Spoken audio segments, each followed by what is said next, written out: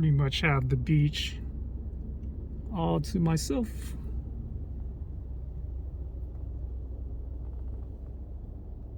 Couple of people. I thought this would be a good chance to test out 4-wheel drive. All right, set it on auto. Switch it to drive. And let's go have some fun.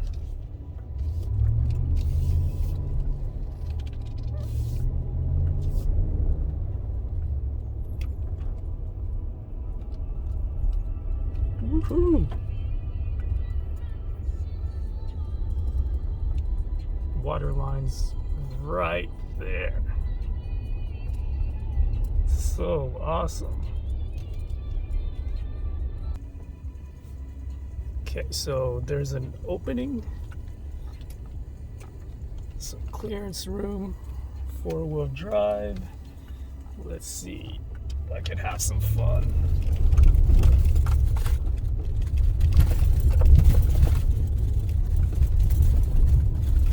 Whoa. Whoa.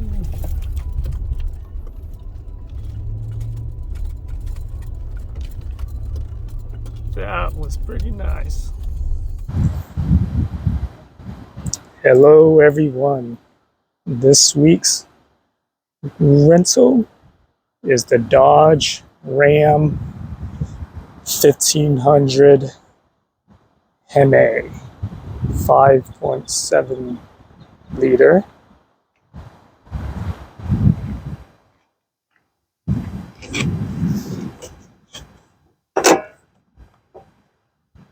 Let me see if I can open this up. 5.7 liter Hemi V8. This is a beast of a truck. Big bodied Hemi powered 4-wheel drive truck. Big, long, wide, heavy duty truck. 18-inch wheels, raised up. Some big caliper brakes. This is a crew cab. So has room for passengers in the back.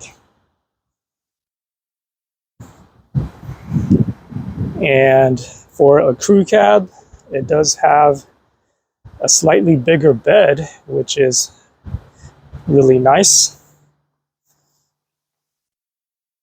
Over towards the back, you have your tow hitch, connectors for electrical ports. Some reason I wanted to show you the bed, but I can't get this to open. It was working earlier. It's probably going to work afterwards, after I record this video. Let's take a look in the cabin, starting with the cabin, the back cabin area. So it can fit 4, but it's kind of tight back here. So my 6-foot tallness, driving position, I'm barely even able to fit on here, so it could probably fit shorter folks. But while we're in here, you do have air vents in the back for comfort, cup holders in the middle,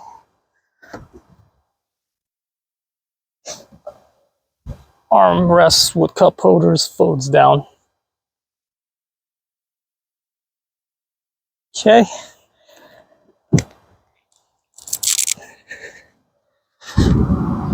So let's hop onto the driver's side cabin. All right. When you hop on in, you're greeted with a nice dash, all analog controls for your phone, cruise control, gear switch. Over in the back, these buttons on both sides of the steering column, steering wheel, enables you to control switch music, which is very handy. Controls for the light, e-brake,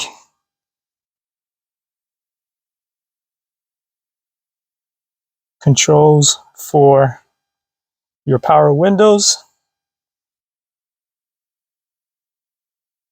Let's push button start.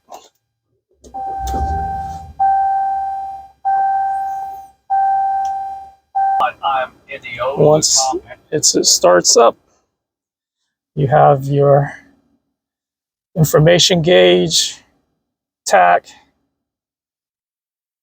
and speedometer. Over to the information page. Again, you're greeted with this knob to control the gear settings, park, reverse, neutral, and drive. Since this is four-wheel drive, you get to choose four-wheel drive auto, high, low, or standard two-wheel drive. 7-inch screen with Uconnect. Very nice, standard with the multi-touch screen. Able to control mirrors, backup camera, and does not have heated seats, so you can't control that. Yeah, no heated seats. Down on the bottom, you can mute the music, turn the screen off, tune into different radio stations, control your push, your AC, control your push, control the fan speed, AC, different fan settings, greeted with 5 connection ports, 2 USB-Cs, 2 USB-A, and an auxiliary. Down in this crevice is an area where you can mount your cell phone while you're driving. Oh, and your tow and haul towing switch and traction control, ABS brakes, I believe. So center console is a dream. It's a little bit wide. I had to reach on over to grab things from the passenger side, but it is very useful. I can fit all my gear on here, this middle center console. There's lots of hidden compartments here. You can roll this back and it shows more space. Very, very generous space to store things. You have this area, store coins and some more things. And you have this, but with the USB port right here. But then again, you also have this area and it exposes more storage space. I like how they have mathematical angles and things written here, this is really meant for outdoors type of engineering, construction type of work. That's what it's pretty much geared for. And then we have a button right here. It exposes a console. And if you put that down, the glove box is pretty small, but you'll be storing a lot of your stuff in the center console. So some things to keep in mind is that this car is made for tall people because this is the seating position and I can barely see the mirror. So it's really like, I can't find a way to adjust it. So it's pretty much, I'm basically driving a box truck. But I do utilize the side mirrors, especially the convex one, to see all of my blind spots. For some odd reason, it does not have controls like lane departure controls, but the most you can do, don't press this button right here, because what it's going to do is going to turn it down. At least don't press it while you're driving. I made that mistake and it was not fun whatsoever. So this, don't push on the light, you have to push on the button. Kind of hard to find in the evening. This is pretty nice. You press this and it opens up the rear window, which is pretty nice. All right.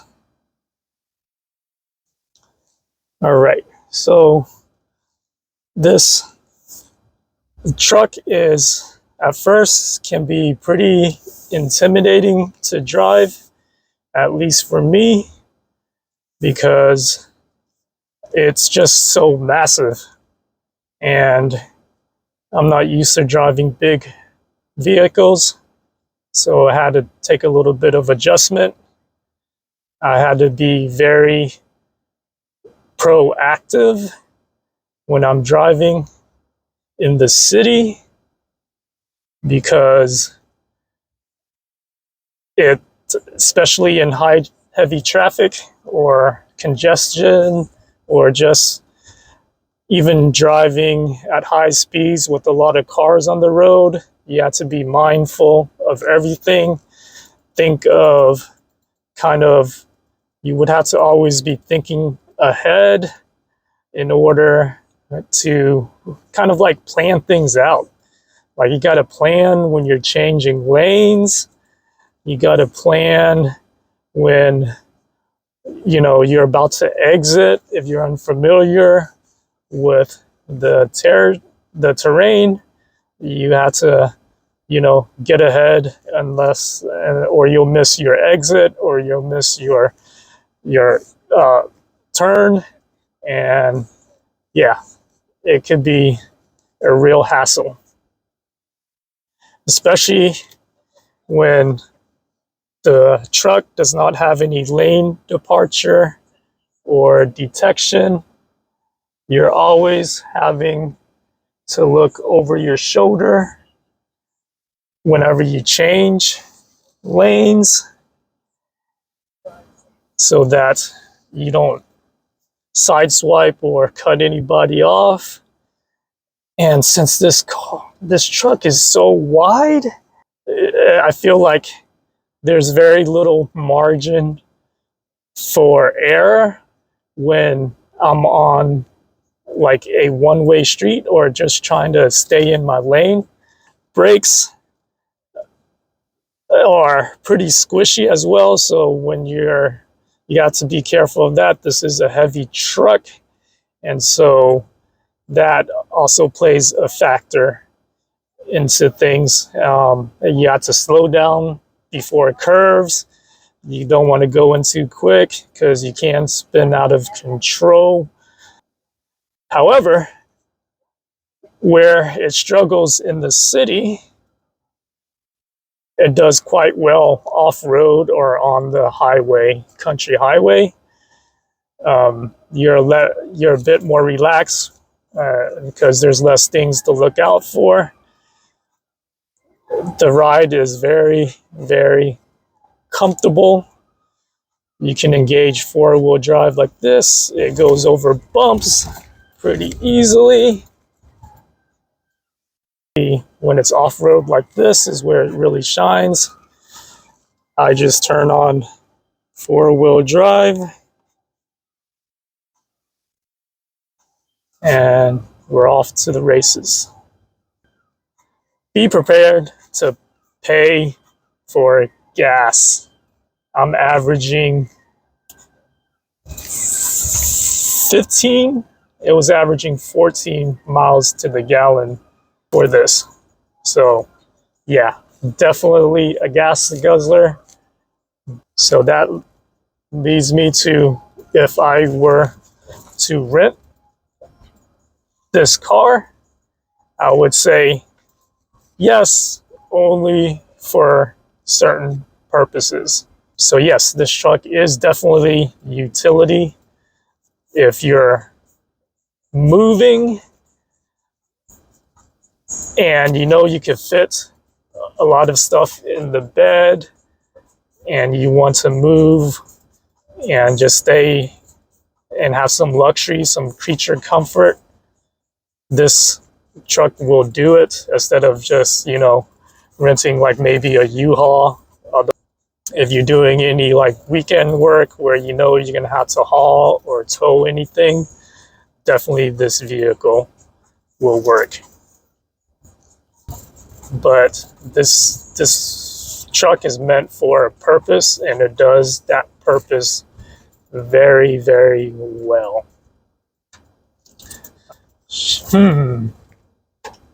This is one of the things about the off-road is, should I take this route or should I take that route? So one of the challenges when operating this truck is parking.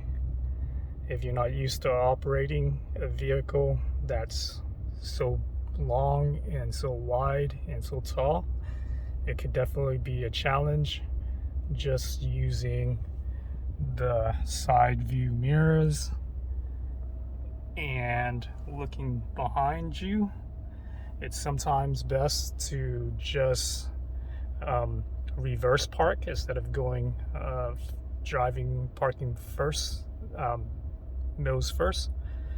And to utilize that, the backup camera is going to be your best friend. So I'll show you.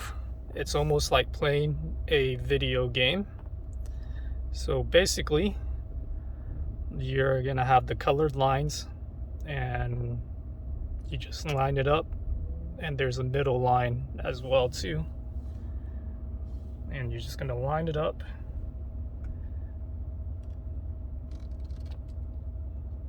and hang on, I have a car.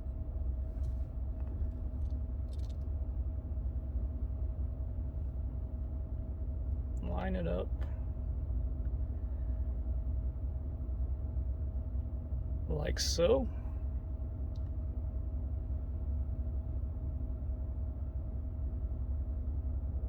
And then straighten it out like so.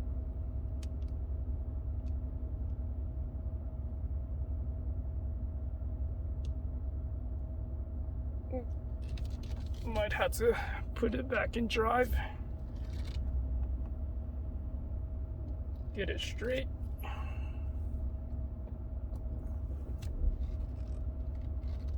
There we go.